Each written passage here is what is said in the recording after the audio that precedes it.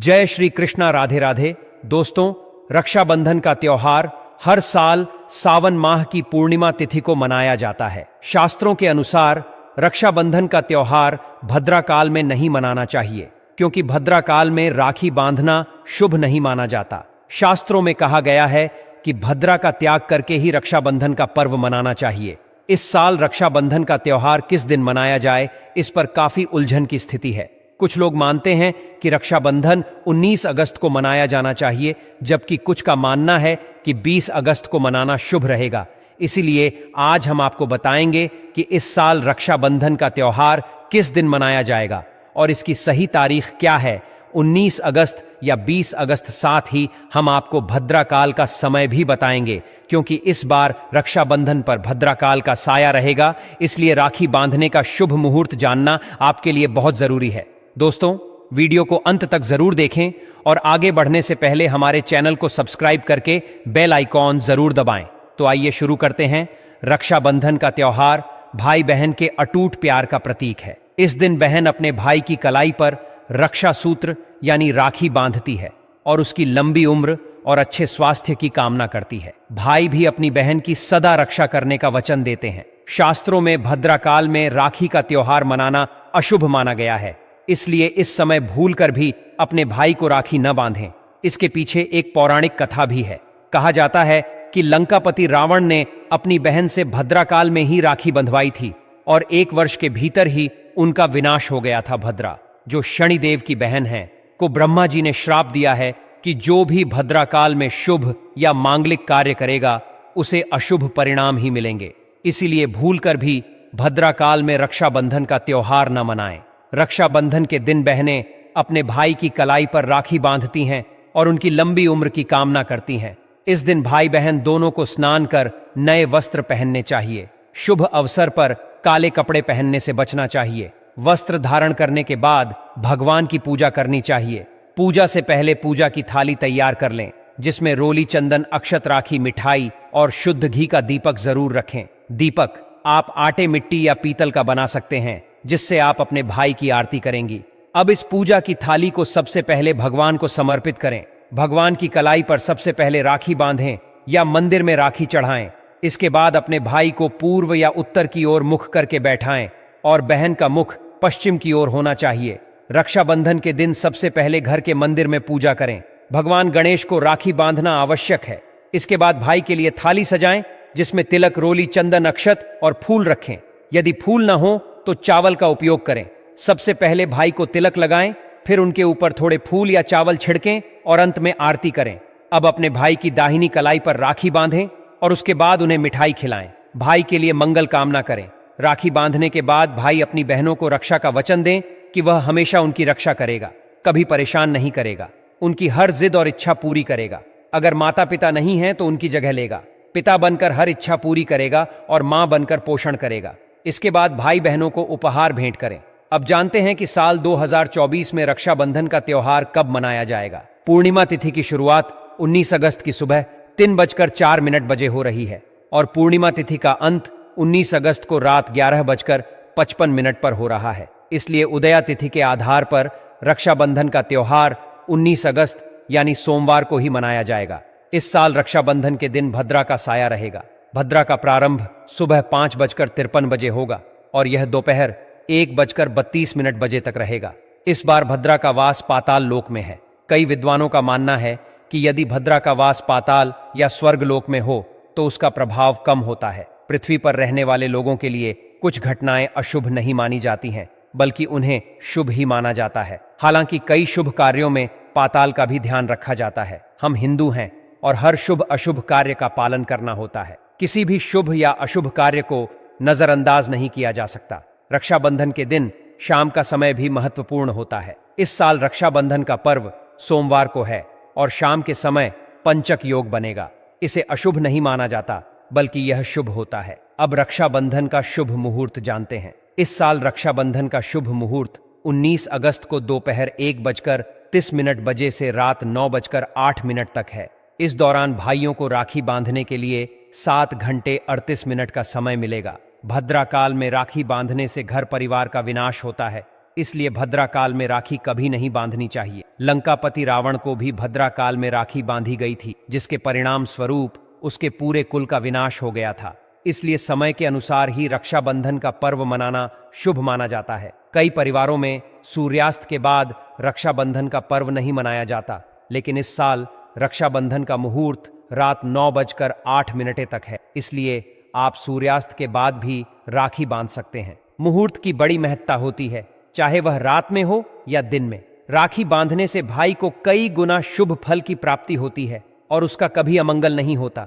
ऐसी बहन का भाई जहां भी जाएगा तरक्की करेगा।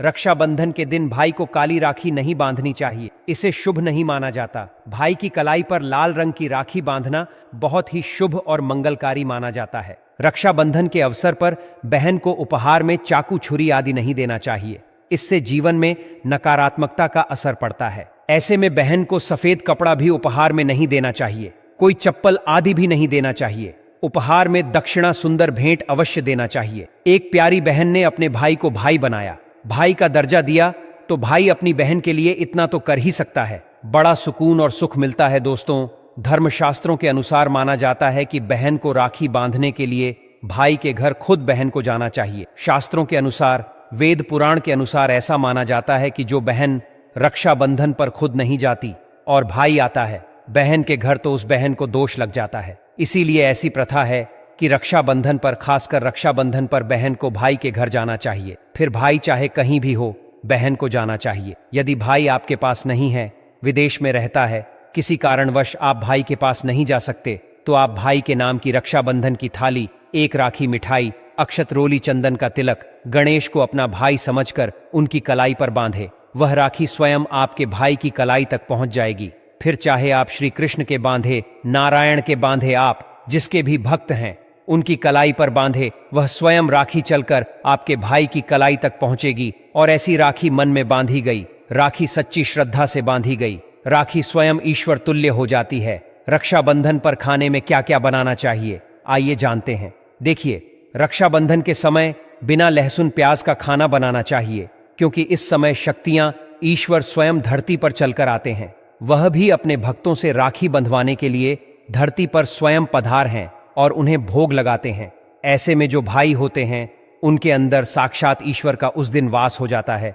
भगवान भाई के अंदर बसते हैं। इसीलिए लहसुन प्याज, मांस, मदिरा, बीड़ी, सिगरेट, गुटखा आदि इस दिन कभी नहीं खाना चाहिए, कभी नहीं बनाना चाहिए। नहीं तो रक्षाबंधन खंडित हो जाएगा, बहन का व्रत टूट जाएगा। खाने में आप खीर, पूरी खीर में आप कलर भी डाल सकते हैं। मीठा हलवा, मीठी सेवियां जरूर बना, कुछ ना कुछ मीठा घर में अवश्य होना चाहिए, क्योंकि साक्षात भाई में भगवान इस दिन बसते हैं और बहन को ढेर सारा आशीर्वाद मिलता है। रक्षाबंधन के दिन मिठाई अवश्य बनानी चाहिए, खासकर मीठी सेवई। इसे भगवान को भोग लगाकर ही पर्व की शुरुआत करनी चाहिए, क्योंकि इसे अत्यंत शुभ और मंगलकारी माना जाता है। इस अवसर पर रसीले आलू की सब्जी, गोभी की सब्जी, केले की सब्जी, चटपटे गोभी आलू, मटर पुलाव, पनीर पुलाव और खीरे का रायता बनाना अच्छा होता है। इस दिन पक्का खाना बनाना चाहिए और तवा नहीं चढ़ाना चाहिए, क्योंकि इसे अशुभ माना जाता है। केवल कढ़ाई में पक्का खाना बनाना चाहिए, जिसे शास्त्रों में त्योहारों के शुभ समय के लिए उचित माना गया है और जिसे साक्षात ईश्वर ग्रहण करते हैं। भगवान को भोग लगाने और राखी बांधने के बाद शुभ मुहूर्त में भाई की कलाई पर राखी बांधने के पश्चात ही बहन अपना व्रत तोड़ती है। इस प्रक्रिया में बहन को भाई को एक निवाला खिलाना चाहिए और भाई को भी बहन का व्रत संपूर्ण करने के लिए उसे एक निवाला खिलाना चाहिए। इससे प्यार बढ़ता है और ईश्वर ढेर सारा आशीर्वाद देकर वापस अपने स्वर्ग लोक को चले जाते हैं। ऐसा कहा जाता है कि जो बहन इस दिन भाई के लिए व्रत नहीं रखती और केवल राखी बांधती है, तो भाई की उम्र कम हो जाती है और ईश्वर नाराज हो जाते हैं। इसलिए बहन को इस दिन व्रत अवश्य रखना चाहिए, क्योंकि इससे भाई की उम्र बढ़ती है, प्यार बढ़ता है और ईश्वर प्रसन्न रहते हैं। अन्यथा रक्षाबंधन का कोई लाभ नहीं होगा। अगर रक्षाबंधन के दिन शुक्रवार हो और जो लोग माता संतोषी का व्रत करते हैं, उन्हें घर में खट्टे पदार्थ नहीं बनाना चाहिए। खट्टी इमली की चटनी, पानी पूरी, नींबू आदि खट्टे पदार्थ नहीं खाने चाहिए, क्योंकि इससे माता संतोषी नाराज हो जाती हैं। अगर शुक्रवार को रक्षाबंधन पड़ता है और आप संतोषी माता का व्रत रखते हैं, तो कुछ बातों का ध्यान रखना जरूरी है।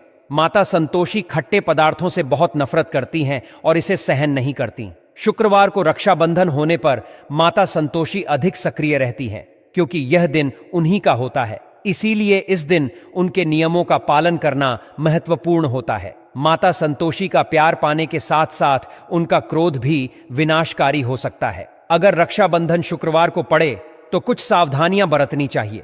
हमारे धर्मशास्त्रों के अनुसार रक्षाबंधन पर कुछ विशेष उपाय करने से बहन को समृद्धि और भाई को उच्च पद की प्राप्ति होती है।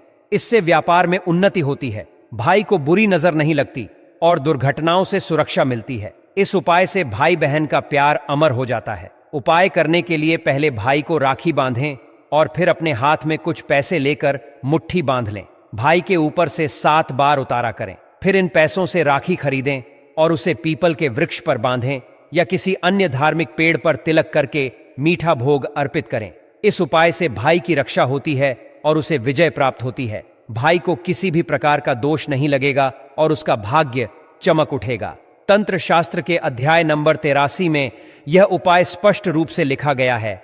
रक्षाबंधन पर यह उपाय करने से भाई की तरक्की होती है और बहन का भाई हमेशा खुशहाल रहता है।